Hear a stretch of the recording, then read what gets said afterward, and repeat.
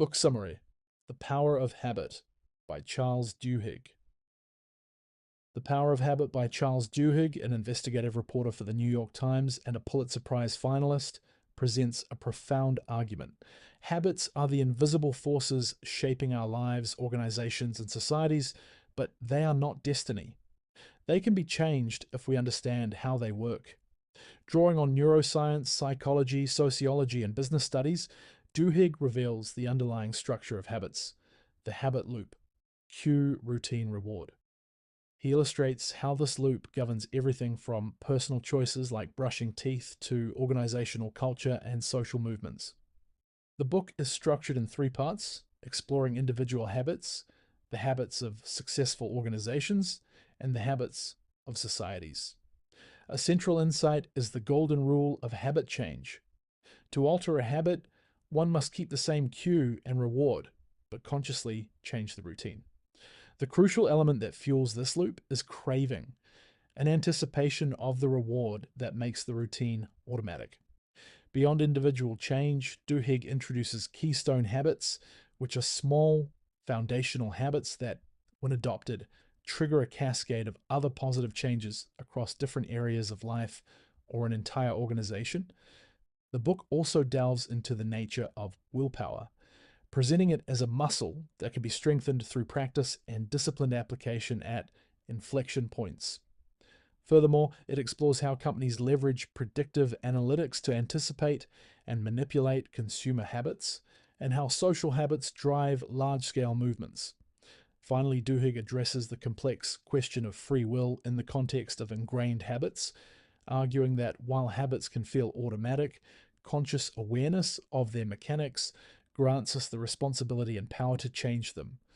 This work provides a practical framework for diagnosing and transforming habits by emphasizing deliberate analysis, experimentation, and consistent application of new routines. Part 1. The mechanics of individual habits. This section explores the fundamental neurological and psychological principles governing how habits form and function within individuals, emphasizing that understanding these mechanics is the first step toward intentional change. The habit loop, our brain's efficiency engine. At the core of every habit lies a three-step neurological loop: cue, routine, and reward. Cue, a trigger that signals the brain to go into automatic mode and initiates a specific habit. This can be visual, e.g. a candy bar, a place, a time of day, an emotion, a sequence of thoughts, or the presence of certain people. Routine, the behavior itself, which can be physical, mental, or emotional. Reward, the positive outcome that helps the brain determine if the loop is worth remembering for the future. This loop, known as chunking, allows the brain to convert sequences of actions into automatic routines, conserving mental effort. For example, studies with rats in a T-shaped maze showed that as the route became a habit, their brain activity, particularly in the basal ganglia, decreased significantly, indicating that this ancient brain structure takes over for automatic behaviors. Even individuals with severe memory loss, like Eugene Pauly, could form new habits, demonstrating the basal ganglia's role in habit storage, independent of conscious memory. Insight, outside source, thinking fast and slow. This chunking and effort-saving mechanism aligns with Daniel Kahneman's system: one thinking, fast, automatic, and intuitive processes that rely on learned associations, contrasting with the effortful system, two thinking required for novel situations. The brain defaults to system one, habits whenever possible. The power of craving, fueling the loop. While cues and rewards are crucial, the craving for the reward is what truly powers the habit loop and makes new habits stick. Pepsodent case study. Claude Hopkins, an advertising pioneer, created a national toothbrushing habit by identifying the ubiquitous tooth film as a cue and beautiful teeth as a clear reward. However, the real driver was the tingling sensation caused by the toothpaste's ingredients: citric acid, mint oil. This sensation created a craving for that clean feeling, making brushing a daily ritual. Fabrizi case study. Procter & Gamble's odor eliminating spray.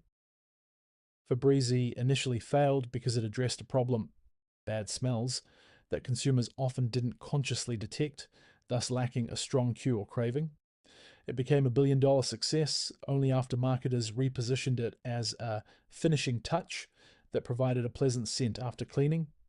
The craving shifted from wanting no smell to wanting a fresh, clean smell as a reward for tidying, demonstrating how cravings can be cultivated or redirected. Neuroscience of craving. Experiments by Wolfram Schultz with monkeys showed that dopamine associated with reward spikes not just when a reward is received, but in anticipation of it once a habit is established. This craving response becomes deeply ingrained, making the habit hard to ignore even when the reward is delayed or absent. This applies to various habits, from nicotine cravings to snacking. Insight, outside source, atomic habits.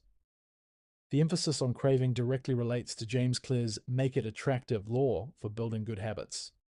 By making the anticipation of the reward more appealing, the likelihood of performing the routine increases significantly, just as the pepsodent tingle made brushing more attractive.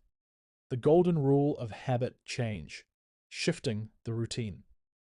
The most effective way to change a habit is not to eliminate it, but to replace it. This is achieved by keeping the original cue and reward intact, but intentionally changing the routine. Tony Dungy and the Tampa Bay Buccaneers. Coach Tony Dungy transformed the perennially losing Buccaneers by simplifying their defensive playbook and drilling players on a few core actions until their responses became automatic routines. He didn't try to change their desire for victory, reward, or the game situations, cues, but rather their ingrained, often confused reactions, routines. This created faster, more effective play by making their actions less about conscious decision making and more about ingrained reactions. Alcoholics Anonymous, AA. AA's effectiveness, despite its unscientific appearance, lies in its application of the golden rule. It helps alcoholics identify the cues that trigger drinking, e.g., stress, specific social settings, and the rewards they seek, e.g., escape, relaxation, companionship, emotional release. Instead of drinking, the old routine, AA provides new routines like attending meetings or calling a sponsor to achieve the same desired rewards. Habit reversal. Training for personal habits like nail biting, this therapy involves awareness training, identifying the cue, e.g., finger tension, and then implementing a competing response, a new routine, e.g., putting hands in pockets or rubbing arm, that provides a similar physical reward stimulation, thus breaking the old pattern. Key takeaway: change requires understanding the underlying craving and replacing the routine that satisfies it rather than trying to suppress the craving itself. Part 2. The habits of successful organizations. This part shifts focus from individual psychology to the collective behaviors that define organizations, showing how specific habits can drive widespread transformation, foster willpower, and even be predicted and influenced. Keystone habits, catalysts for change. Keystone habits are single habits that, when disrupted or cultivated, start a chain reaction, transforming other habits throughout an organization or a person's life. They act as powerful levers for change. Paul O'Neill and Alcoa. When Paul O'Neill became CEO of Alcoa, he shocked investors by prioritizing worker safety above all else. This was a keystone habit because no one could argue against it, and achieving zero injuries required systemic changes across the entire manufacturing process, improving communication, enforcing quality control, and streamlining operations.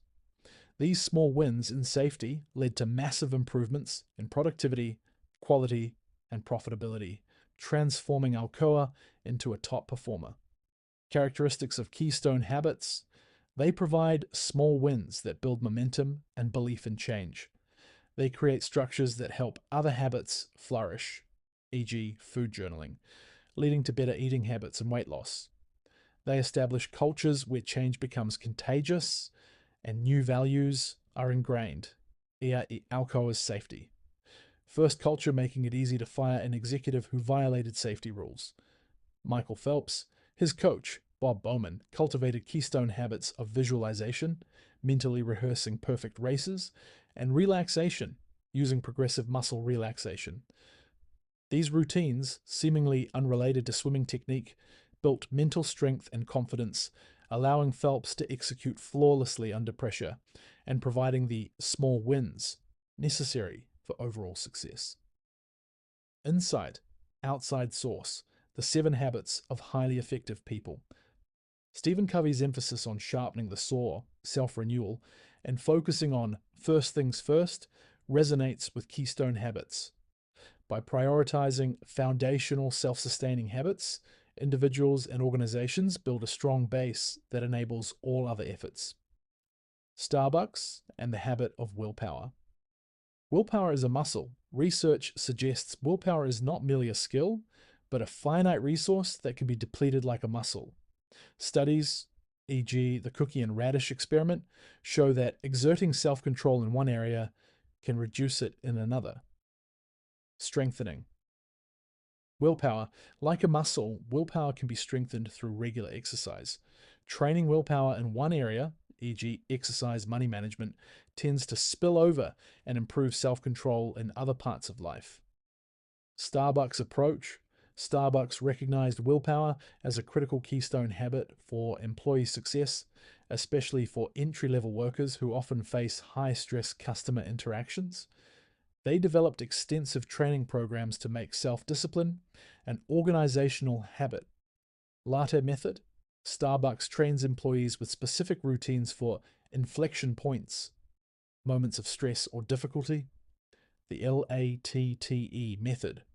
Listen, acknowledge, take action, thank, explain is a pre-programmed response for handling angry customers, turning emotional regulation into an automatic behavior. By choosing a behavior ahead of time, employees can follow that routine when the cue arrives, even when willpower is low. Autonomy and willpower. Studies show that feeling a sense of autonomy or control over one's actions, rather than just following orders, can prevent willpower depletion and even strengthen it. Starbucks empowers employees to make decisions, further reinforcing their self-discipline. Insight. Outside source, tiny habits. BJ Fogg's model of behavior change. B equals MAP. Behavior equals motivation plus ability plus prompt. Emphasizes starting with tiny habits that are incredibly easy to perform. Starbucks detailed step-by-step training for managing customer interactions reduces the ability barrier for complex tasks, making them feel like small, manageable actions that can be consistently performed, even by individuals with initially low self-discipline. How companies predict and manipulate habits. Companies like Target use predictive analytics to understand and even manipulate consumer habits without customers' explicit awareness. Guest ID and data collection. Target assigns unique guest ID numbers to shoppers, linking their purchases, demographics, online activity, and even physical characteristics to create a detailed guest portrait. This allows them to predict buying patterns, such as identifying pregnant customers months before they might reveal it. Habit multipliers. Pregnancy is a habit multiplier because new parents change their consumption habits significantly, making them highly valuable targets for retailers. Camouflaged marketing. To avoid spooking customers, e.g., a father learning of his daughter's pregnancy through Target coupons. Companies like Target camouflage targeted ads by interspersing them with unrelated promotions. This makes the new personalized content feel familiar and anonymous, increasing acceptance. Making the unfamiliar familiar, the hey ya effect. This strategy is also seen in the music industry. Outkast's Hey Ya became a hit not just because it was a good song, but because radio stations strategically sandwiched it between already popular, sticky songs that sounded familiar. This made the new song feel less novel and more comfortable to listeners, leveraging the brain's preference for familiarity in auditory processing. Key takeaway. Our habits are predictable and influenced by subtle cues, even if we're not consciously aware of it. By understanding these patterns, entities can subtly shape our choices. Part 3: The habits of societies and the question of free will. This final section expands the concept of habits to the societal level, exploring how collective behaviors drive movements in communities, and ultimately grappling with the philosophical implications of habits on individual responsibility and free will. The habits of societies driving movements. Social movements are not just spontaneous decisions, but rely on interconnected social habits that develop in 3 stages: strong ties, friendship, and family. Movements begin with the habits formed among close-knit groups. People are most likely to participate in risky activism if their friends are also involved. The Montgomery bus boycott, for example, gained initial momentum through strong personal connections, e.g., E.D. Nixon leveraging his close ties with Martin Luther King Jr. Weak ties, peer pressure. As a movement grows, it spreads through weak ties, acquaintances or friends of friends. These connections, though less intimate, provide broad social influence and peer pressure, making it difficult to ignore collective action without risking social standing. This helped sustain the Montgomery bus boycott beyond its initial day. Self-propelling. Belief. For a movement to endure and expand beyond its community, participants must develop new habits that change their sense of self and make the behavior self-sustaining. Martin Luther King Jr. reframed the boycott, not just as a fight for equality, but as a moral and spiritual endeavor, giving participants a new, enduring identity that made nonviolent action a deeply personal habit. Saddleback Church. Rick Warren built one of the world's largest churches by explicitly teaching habits of faith. He designed curriculums that encourage daily prayer, tithing, and participation in small groups. These habits fostered a self-guiding community where spiritual growth became ingrained rather than dependent on constant top-down guidance. Insight, outside source, nudge. The concept of social habits and weak ties influencing behavior aligns with nudge theory, which suggests that subtle changes in the choice architecture of an environment can predictably alter people's behavior without restricting their choices. Strong and weak ties create a social architecture that nudges individuals towards collective action. The neurology of free will. Are we responsible for our habits? Habits are often choices that all of us deliberately make at some point and then stop thinking about but continue doing. They are a natural consequence of our neurology. Automaticity and unconscious action. The basal ganglia enables complex behaviors to occur automatically without conscious thought. This raises questions about culpability when habits lead to destructive outcomes. Brian Thomas versus Angie Bachman. Brian Thomas, who murdered his wife during a sleep terror, was found not guilty. His actions were considered purely automatic, driven by primitive neurological central pattern generators, during a state where the higher brain was shut down, making him incapable of conscious choice or context. Angie Bachman, a pathological gambler, lost her family's inheritance due to her addiction. While her gambling was driven by deep cravings and neurological changes in her basal ganglia, similar brain regions involved in automatic behaviors, the law held her responsible. The dilemma of responsibility. The distinction lies in awareness and the capacity to choose. Thomas had no awareness or control during his sleep terror. Bachman, however, was aware of her gambling habit and its destructive path, even if the craving felt irresistible. Conclusion on free will. While habits exert powerful influence, they are not destiny.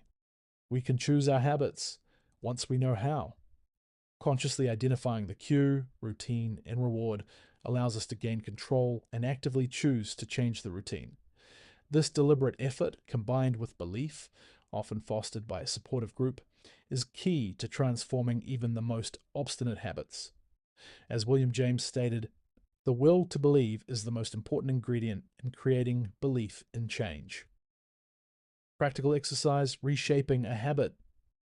This exercise, adapted from the book's appendix, provides a concrete framework for applying the habit loop principles to your own life. 1. Identify the routine.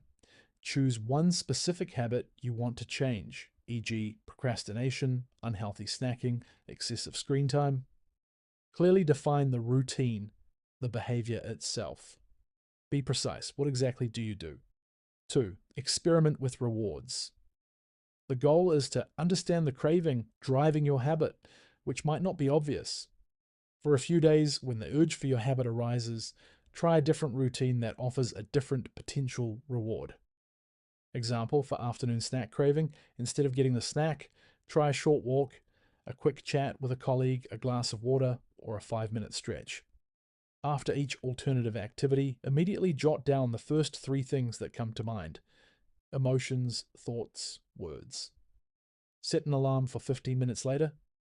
Do you still feel the urge for the original habit? Analyze your notes. If an alternative activity successfully killed the urge, you've likely identified the underlying craving, e.g., distraction, social contact, thirst, physical release. 3. Isolate the cue. Once you understand the craving and routine, pinpoint the cue, the trigger that starts the habit loop. When the urge for your habit hits, record 5 pieces of information. Location. Where are you? Time. What time is it? Emotional state. How are you feeling? E.g., bored, stressed, happy. Other people. Who else is around? Immediately. Preceding action. What were you doing just before the urge hit? Repeat this for several days.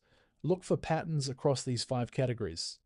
You'll likely discover that your habit is triggered by a consistent cue, e.g., a specific time, a particular emotion, finishing a certain task. 4. Have a plan. Now that you've identified the cue, the craving, reward, and the routine, you can re-engineer the habit loop. Create an if-then plan. When I encounter cue, I will perform new routine to get reward. Your new routine must deliver the same type of reward that your old habit satisfied. Example, for afternoon snack and distraction craving. At 3:30 p.m., cue, I will walk to a friend's desk and talk for 10 minutes, new routine, to get temporary distraction and socialization, reward. Commit to this plan and practice it consistently. It may not work immediately, but with persistence, the new routine will become automatic. Analogy for solidifying understanding. Think of habits like a well-worn path in a forest. Over time, walking the same route creates a deep groove, the routine. The start of the path is the signpost, the cue, and the beautiful vista at the end is the prize, the reward. If you want to go to a different vista, a new reward, or simply forge a new path from the same signpost, you can. It requires conscious effort at first to clear new ground, and you might stumble. Experiment with routines. But with repeated effort, a new path will form, a new groove will be carved, and your journey will become just as automatic, leading you to your desired destination.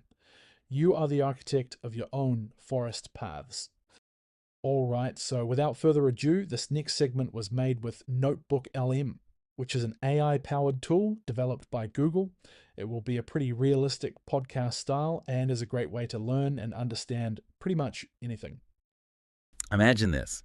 You woke up this morning, brushed your teeth, grabbed your coffee, maybe drove the same route to work, perhaps even said the same things to your family. Yeah. How many of those actions were like conscious decisions? For most of us, probably very few. That's right.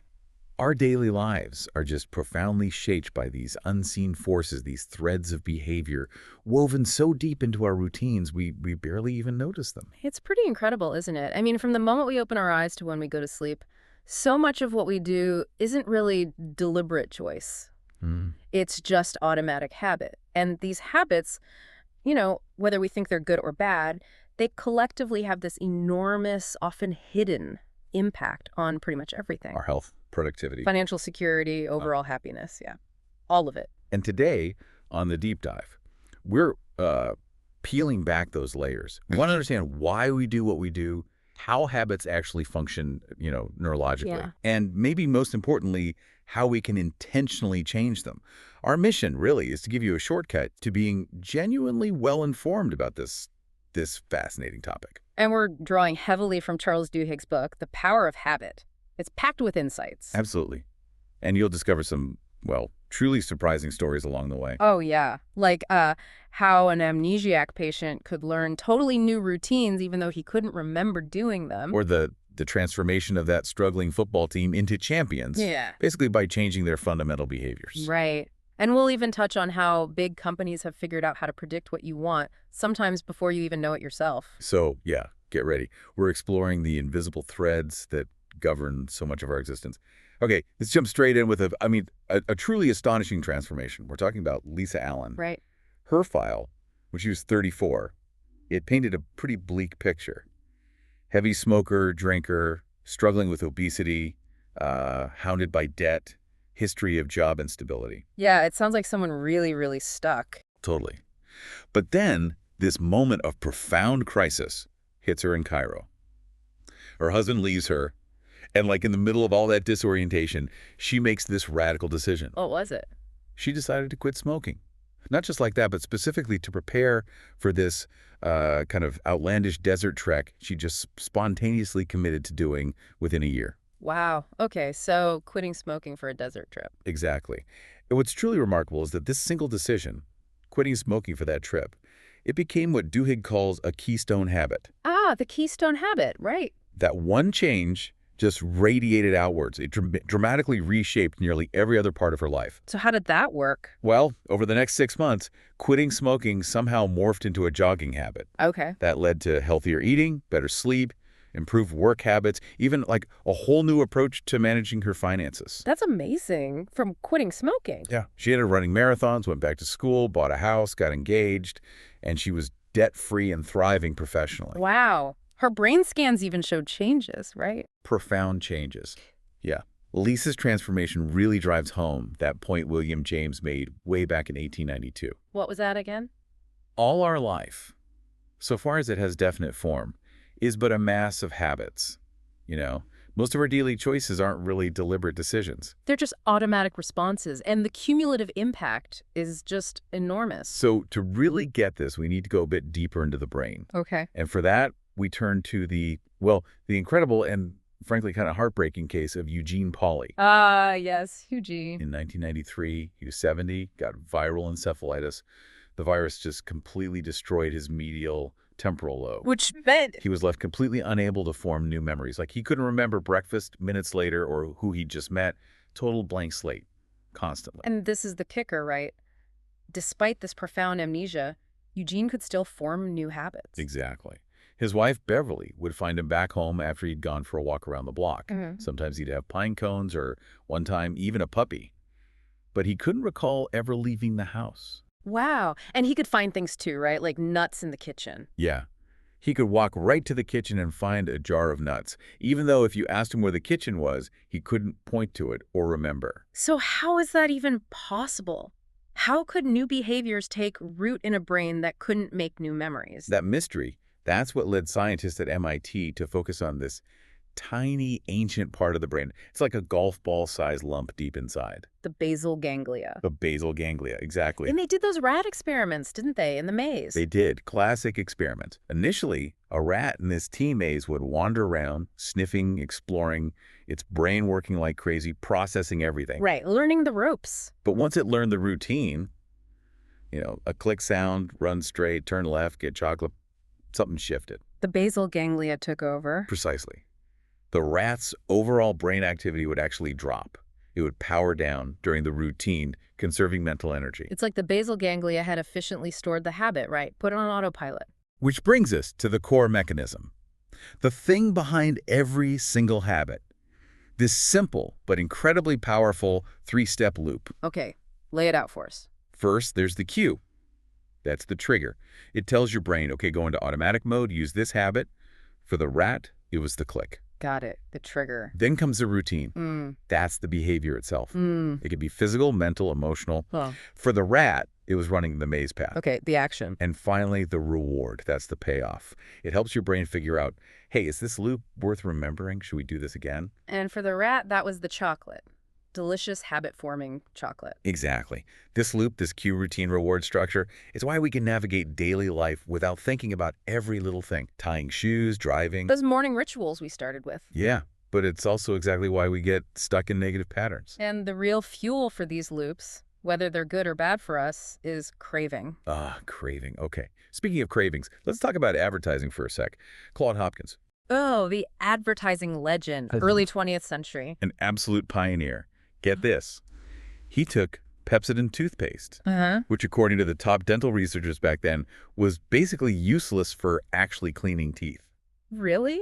Useless? Functionally worthless, they said. Yeah. But Hopkins turned it into a global phenomenon. How?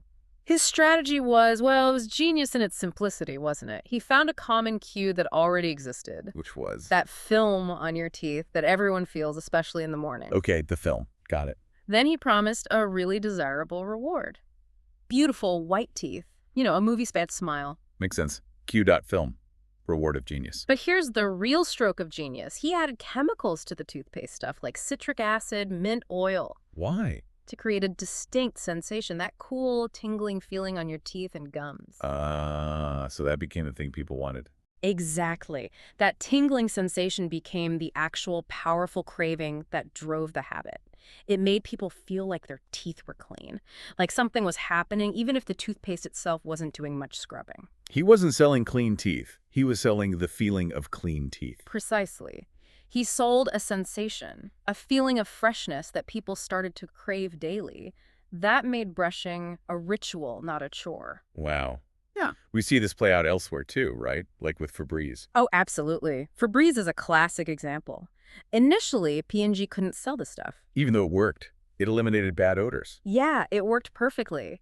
But their researchers found that people just get used to their own bad smells. They become nose blind. Right, like the woman in the book with 9 cats. She couldn't smell them at all anymore. Exactly. So if the intended cue was bad smell, people weren't even registering it to trigger the habit of spraying Febreze. So what did P&G do? They shifted focus. They stumbled upon a different craving. They noticed people after they finished cleaning a room. They craved a little finishing touch, a pleasant smell as a reward for their effort, like a signal that the job was done well. So Febreze became the reward, not the solution to a problem nobody noticed. Exactly. Once they repositioned Febreze as that finishing spray, sprayed on the freshly made bed, the clean carpet sales just exploded, became a billion-dollar product.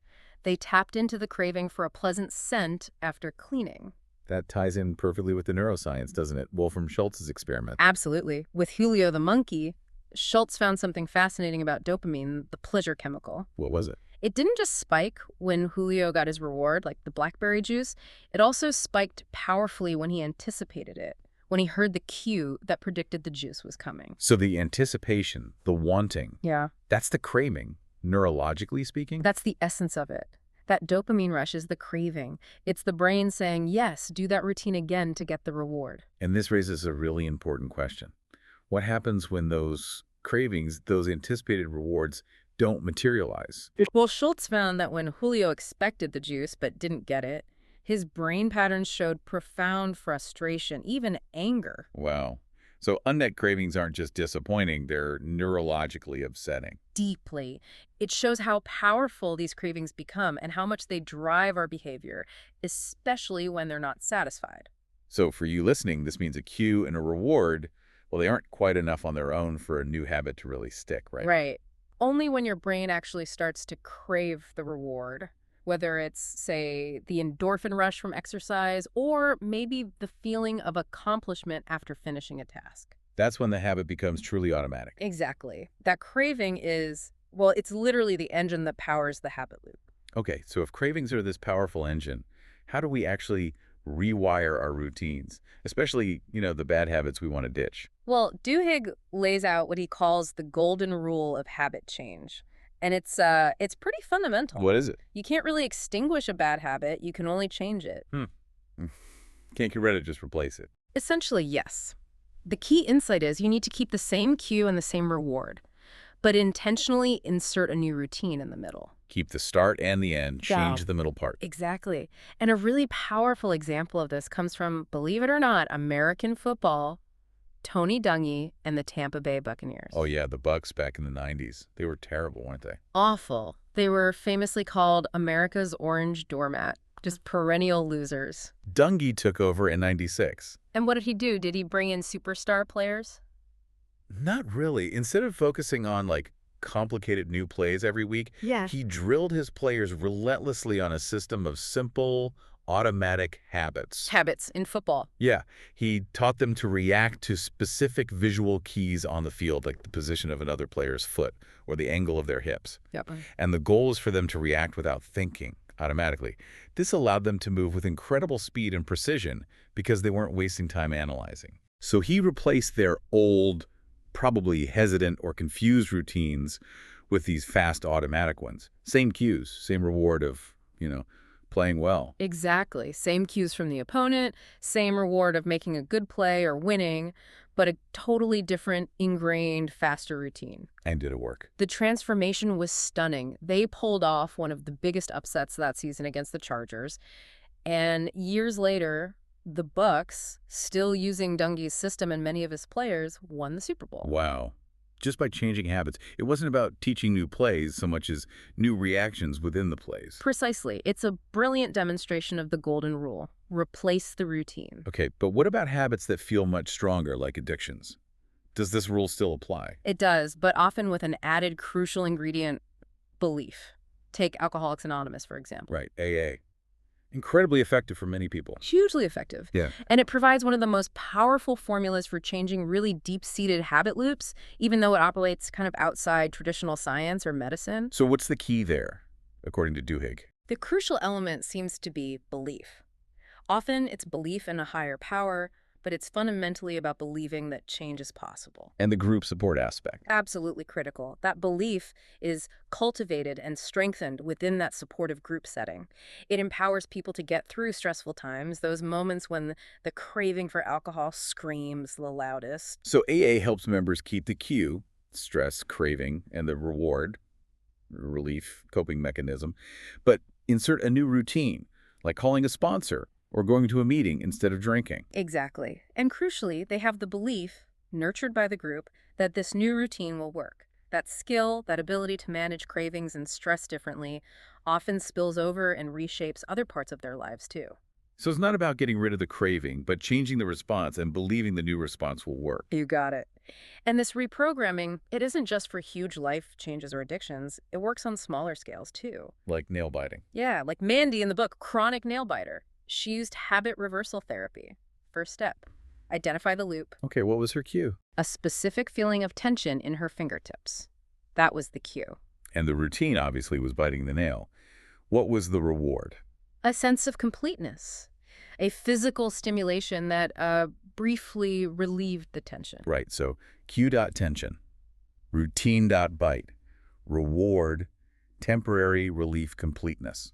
Then her therapist helped her develop a competing response, a new routine. What did she do instead? Whenever she felt the cue, that fingertip tension, she was trained to immediately put her hands in her pockets or grab a pencil or rub her arm, something that provided a different physical stimulation but wasn't biting. So same cue, same type of reward maybe, physical stimulation, tension relief, but a different routine. Exactly. It was a deliberate, conscious rewiring of that loop. It shows the brain can be reprogrammed quite precisely if you understand the components and intentionally insert that new routine. Okay, that golden rule makes a lot of sense. But then Duhigg introduces another really powerful idea. Keystone habits. Ah, yes, Keystone habits. These are fascinating. They're not just about changing one behavior, right? It's more like a domino effect. Exactly. Keystone habits are small changes or habits that, once you adopt them, seem to trigger a cascade of other positive changes across your life, or even within a whole organization. They create ripples. And the prime example he uses is Paul O'Neill at Alcoa, the aluminum company. Right. O'Neill becomes CEO in 1987, and at his first big meeting with investors, he doesn't talk about profits or margins. He talks about worker safety. Which must have sounded crazy for a heavy industrial company. Totally counterintuitive. Wall Street thought he was nuts. But O'Neill declared worker safety his absolute top priority. He made safety the keystone habit for the entire organization. So how did that work as a habit loop for Alcoa? Well, reporting an injury immediately became the mandatory cue. The routine that followed was a deep analysis of why it happened, involving multiple levels of management and implementing fixes within 24 hours. The reward was obviously fewer injuries. Okay, makes sense for safety. Yeah. But how did that cascade? That's the amazing part. The spillover effects were huge. This intense focus on understanding and fixing safety procedures. Well, it forced different departments to communicate better. It led to streamlining manufacturing processes to make them safer, which also made them more efficient. Ah, so improving safety routines inadvertently improved other routines. Exactly. It drove down costs, dramatically improved quality, and productivity just skyrocketed. Alcoa became the safest and most profitable aluminum company in the world. Because the institutional habit became the safest way to do the work is the best way to do the work. Precisely. Correct work became safer work, and safer work became better work. It wasn't just about safety. Safety was the keystone that transformed everything. Wow. Are there more personal examples of Keystone habits? Oh, plenty. Regular exercise is a common one. People who start exercising regular often without consciously trying start eating better. Huh. Why is that? It's not fully clear, but it seems like the structure and sense of accomplishment from exercise spills over. They might also become more aware of their bodies, smoke less, drink less, be more productive at work. Interesting. What else? Even something as simple as keeping a food journal consistently.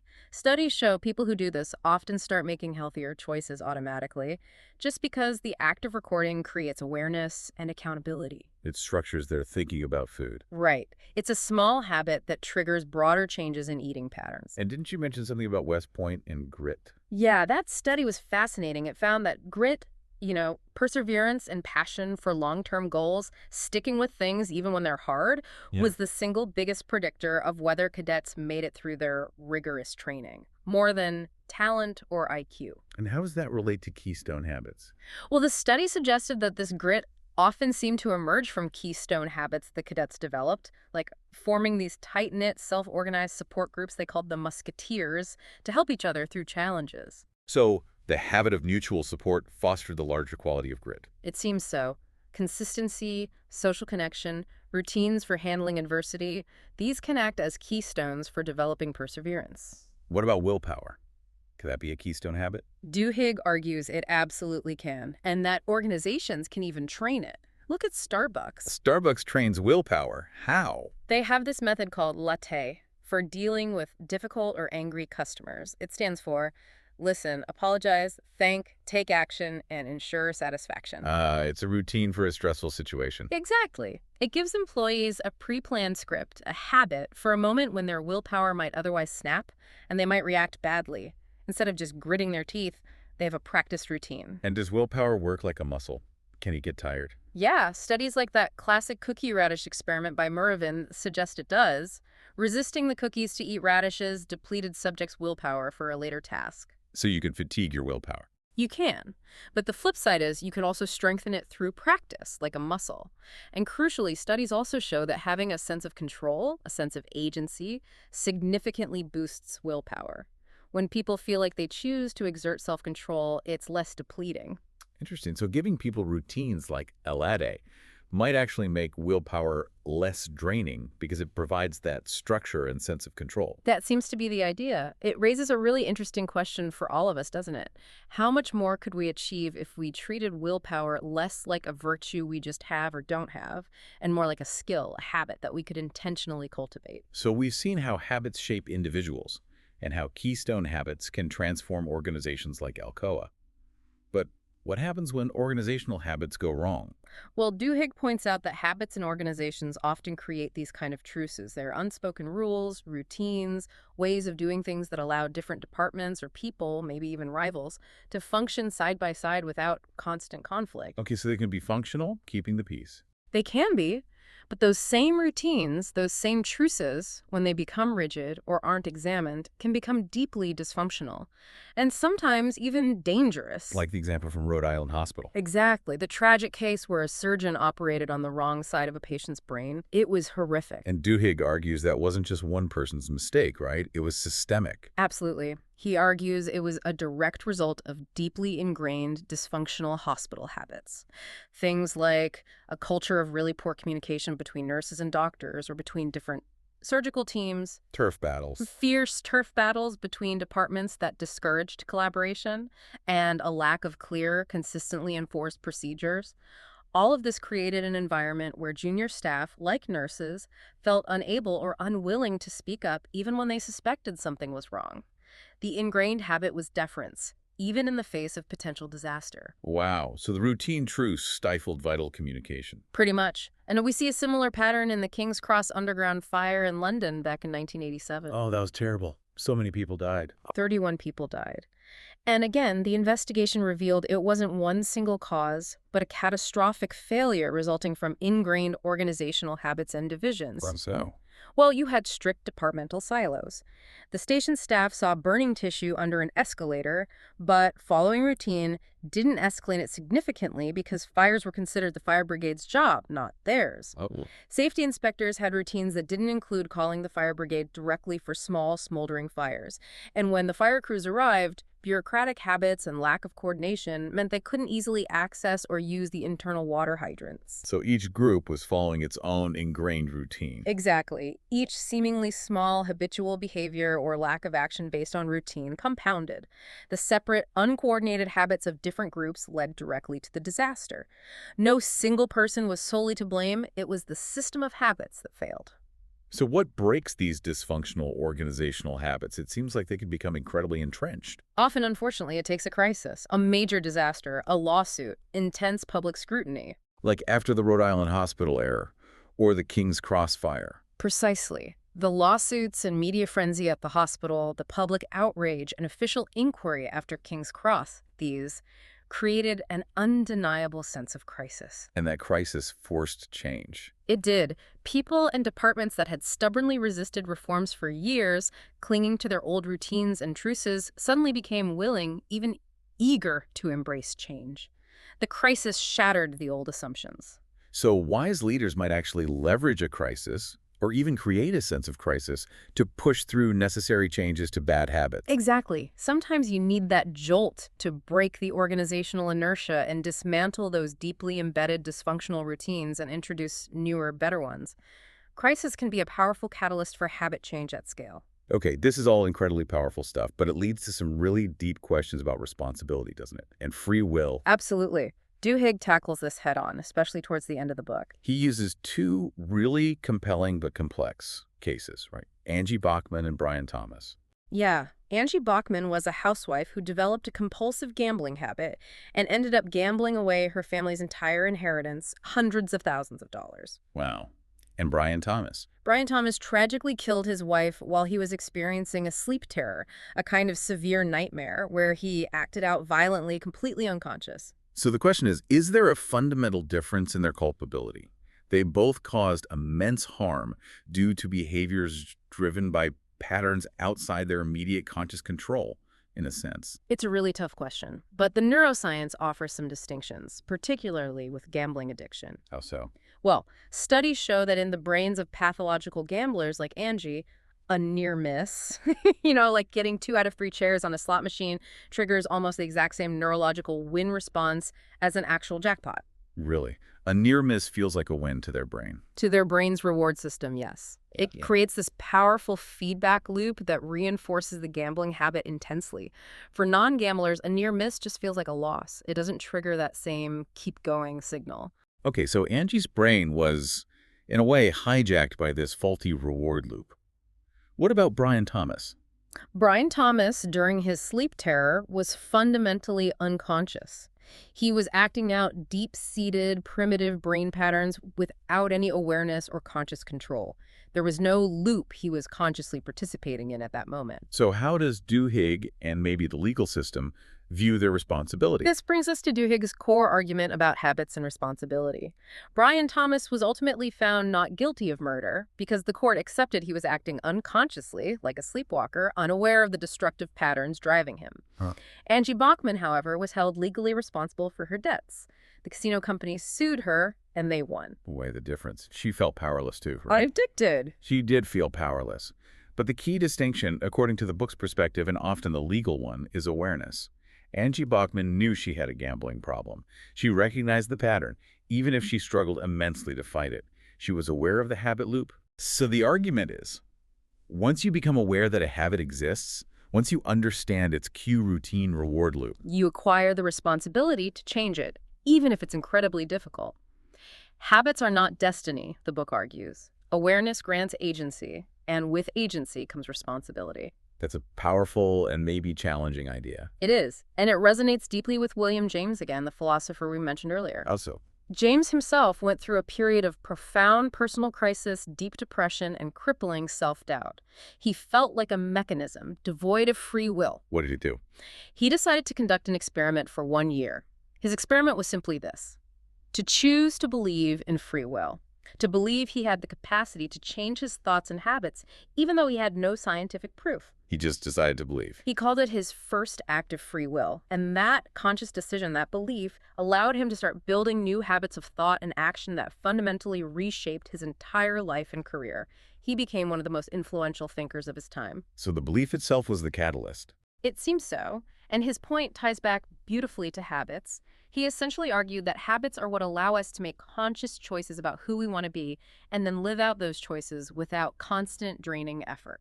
Can you elaborate on that? Once you decide, I want to be a healthier person, or I want to be more productive, you then build the specific habits, exercising, planning your day, that make that identity real. Eventually, those habits become automatic. You don't have to constantly fight yourself. The habits carry you towards the person you chose to be. Habits make the difficult easy and eventually unconscious. Exactly. They build the pathways to become the person you choose to be, freeing up your conscious mind for other things. So, reflecting on everything we've unpacked today, what does this really mean for you listening right now? Yeah, if understanding this habit loop, the cue, the routine, the reward, the craving, gives us the power to identify, analyze, and potentially reshape almost any pattern in our lives. Then the big question becomes, what habits are you going to choose to look at? Which ones might you want to change? And thinking bigger, what does it mean for society when we realize that individuals, organizations, even governments can learn to deliberately reshape the underlying habits that govern so much of human behavior? It's a profound thought, isn't it? How might your new understanding of these invisible forces lead to your next aha moment? Or maybe even your next significant personal transformation, something to definitely mull over.